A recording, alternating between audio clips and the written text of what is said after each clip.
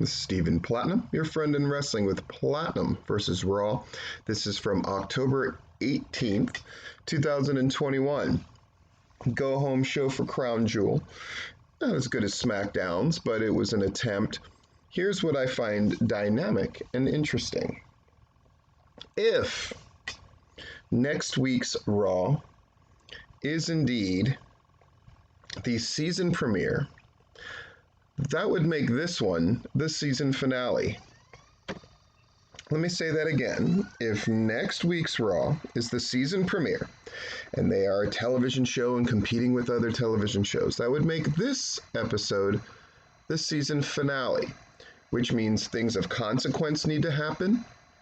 There needs to be this idea of cliffhanger. And even though this was a go-home show, did it feel that way? I think we know the answer to that. We open the show. Here comes Flair, cuts a long promo. Here comes Belair. They make a match. You're a rookie, I'm not a rookie. Flair decks Belair, goes for a kick.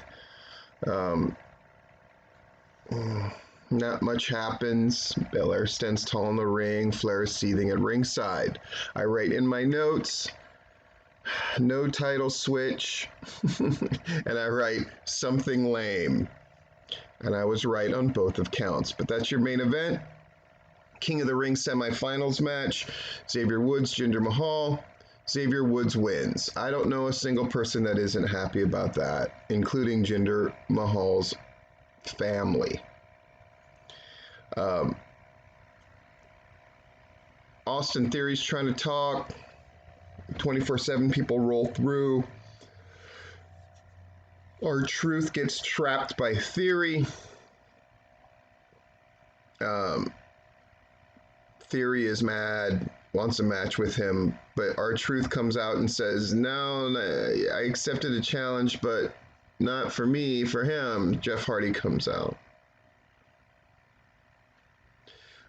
Austin Theory manages to beat Hardy anyway. Takes another selfie with Hardy. Hardy comes from behind, drops Theory with a twist of fate. Hardy grabs the phone, and then Hardy takes a selfie with Theory. Okay. We see what happened between Drew and Big E. Big E's bouncing around. They're going to have a tag match. Big E and Drew against Robert Roode and Dolph Ziggler. Long story short, Big E gets the big ending. And then does it to Roode as well. Drew comes from behind. They face off. They got heated words.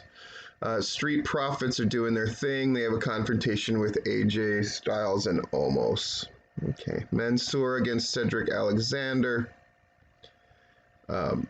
Foregone conclusion, right? Mansoor's got a match, and Cedric does not at Crown Jewel, so Mansoor wins. Ali looks on. They're in separate locations, but Goldberg and Lashley are there to talk to each other to build this thing up. 72 hours, your ash is mine, Lashley.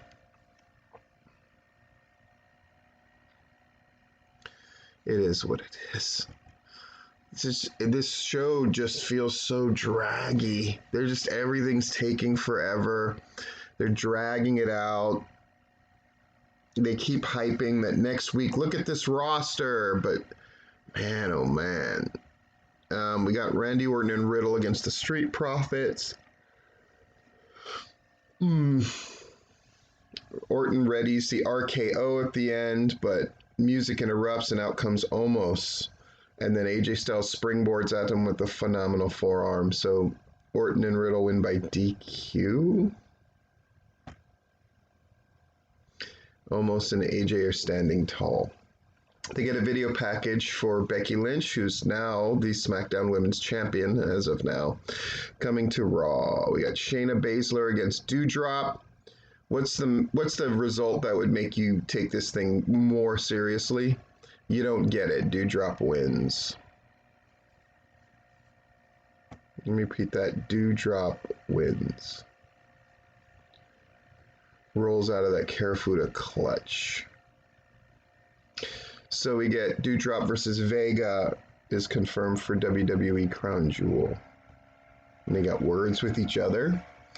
WWE Women's Tag Champions Nikki Ash and Rhea Ripley approached Bianca Belair backstage to welcome her to Raw, giving her a red brand hat. Belair says nothing will get in the way of me winning the Raw Women's title tonight. Finn Balor versus Mace, in case you were doubting the star power of the Raw brand. Finn Balor wins. Okay. Viking Raiders are backstage with John Morrison. Morrison's meditating.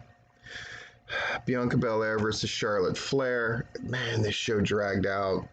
It's just dragged out. Everything about it dragged out. Charlotte uses a chair at the end, so Bianca Belair wins by DQ.